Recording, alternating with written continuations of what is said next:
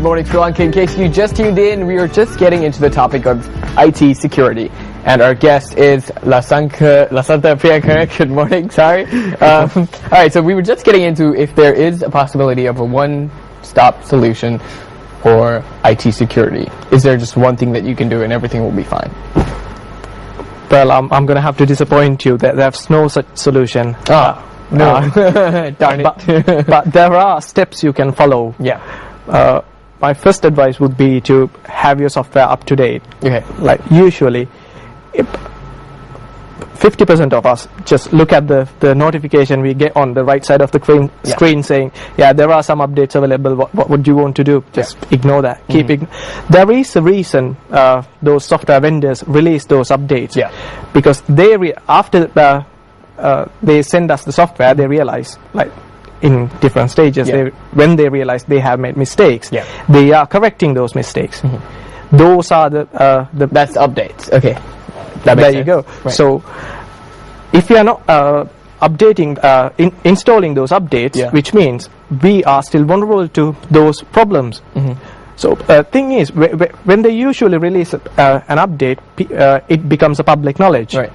So people know that this is being patched. Even if the software vendor doesn't say anything about it, bad guys usually keep an eye on that and see, there is a patch. They usually look at what is being done with the patch, right, and recognize what was the problem. Okay. Usually people disclose those publicly if somebody in the public spotted that and reported to the software vendor. Yeah. But even if that didn't happen, bad guys usually keep an eye on that and compare what's the difference and how to exploit that vulnerability. Right.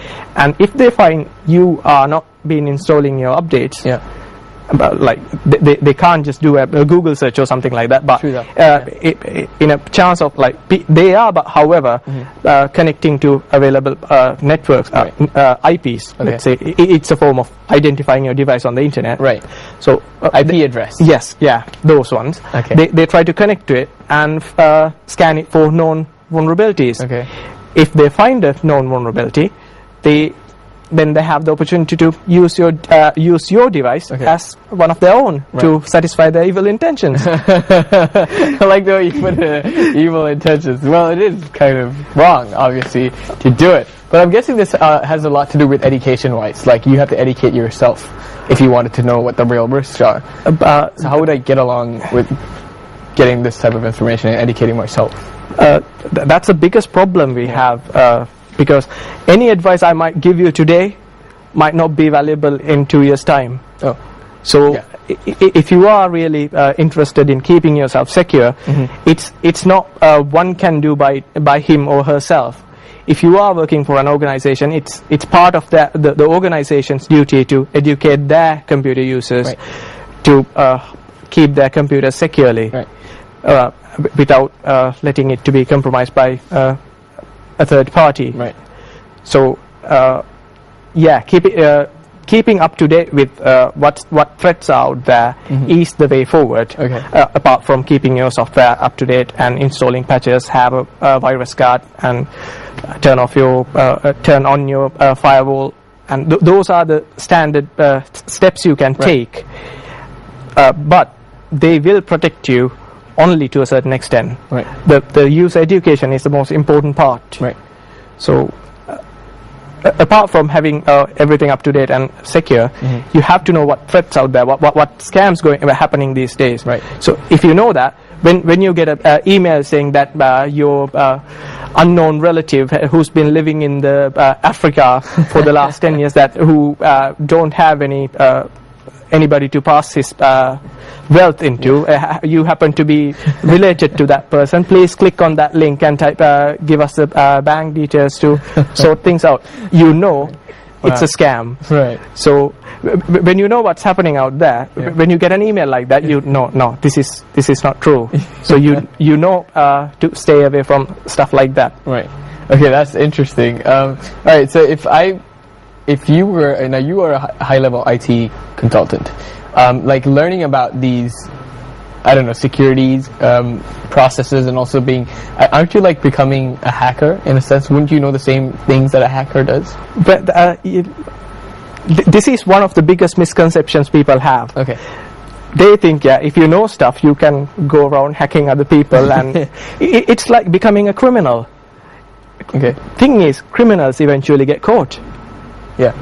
So it could be a month, year, or 10 years. Right. Eventually, criminals get caught. Oh wow. Right. Unless there's always a trail leading back to them. Yes, if the person who's investigating you is smart enough, okay, but you will. There are ways you can hide your presence, right? But still, it depends. You might be the great hacker in the world, but if the person Kim.com, he's the greatest hacker. That's what I heard. Who's that? Kim.com. Who's Kim.com? Yeah, this guy apparently like hacked the government site and like. Yeah, it was on WikiLeaks. I just had a... The thing is, there are people, like time to time there are people calling themselves, I'm the greatest hacker. Yeah. The only thing you need to know about of those people introduce themselves as hackers, right, are not. Oh. So why is that? Because if you're smart enough to know things about that, you have to be smart enough to keep it quiet. Okay. Because if you steal somebody's... $1 million worth jewels, okay, and start bragging about it in pubs. Yeah, but people know that guy's been bragging about stealing stuff, okay, and in the news, somebody lost $1 million worth of jewelry, and put one and one together. Yeah. Anybody could find, that could be that guy. True. So even if you didn't do that, bragging could put you in jail. Right.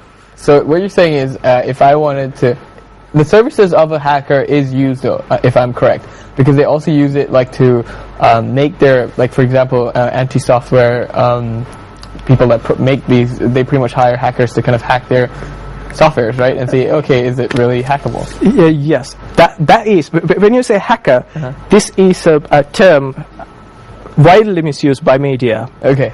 So usually when you say a hacker, the idea comes to people's mind is a guy who does bad things. Yeah. True. So. The original term of hackers became that people think differently, do things differently. Like you have a mobile phone and the mobile phone vendor send it installed with certain software and limit you with what you can or can't do with it. Yeah. Looking at that, if you can think, I can do this better, and if you start changing things around and do a better job than them, in my opinion, that's a hacker. Okay. But the people who access other people's devices, that's a bad guy. That's a criminal. Right. That's a high-tech criminal. Okay. Right. So a hacker is a good thing. Yes, but they are good people. The guys who do it illegally are the criminals. They are high-tech criminals. Okay, high-tech criminals. Wow. All right, that is interesting. Okay, if I wanted to, I'm not saying I would want to learn how to hack a computer in a sense like a professional hacker, which is a good thing now. Hacker means good. I could learn this from anyone, from anywhere. Thing is, if somebody if somebody tells you that he can teach you to hack, he's lying. Okay. Because it's information like IT is a huge area. Yeah. You can't cover it all. The first thing you need to know about is you don't know anything about information technology. Yeah. The more you realize that, more you can learn and more things you can do. Okay. So you have to keep learning to become better at it, but there's no ending to that studying process. Right.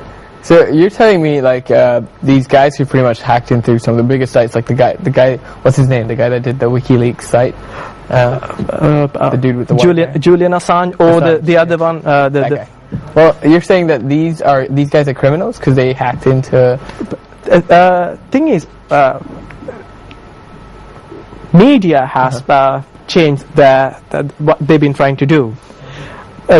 Julian Assange, the person, is a good IT security person. Okay. He's been like involved in things even when he was 14 and stuff. Prior to that. Okay. But he got famous because of the WikiLeaks website. Yeah. What WikiLeaks website does is revealing secret of the government. Okay. So they are hacktivists after all.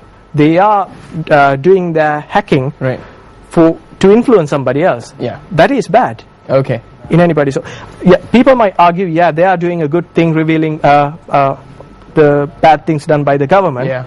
But still, to reveal the bad activities of the government, those people doing a not so ethical thing as well. True. And the other guy who refugeed in Russia recently, I can't remember. He was a CIA analyst. The person who revealed that NSA is spying on you. Okay. Yeah. He was all over the news. I'm afraid I can't remember his name. Yeah. He did a good thing, but it is again, it's activism. He's trying to achieve his own goals. Right. Okay. Brilliant. So I think wow, this is amazing. Unfortunately, we're running out of time. All right, but I really wanted to know this. If I do tend to install an IT software, a security software on my desktop, for instance, what is it like? What would that software do? Do I have to plug in a password every single time I want to go on my computer? Yeah, having a password on your computer is a very good practice. Okay.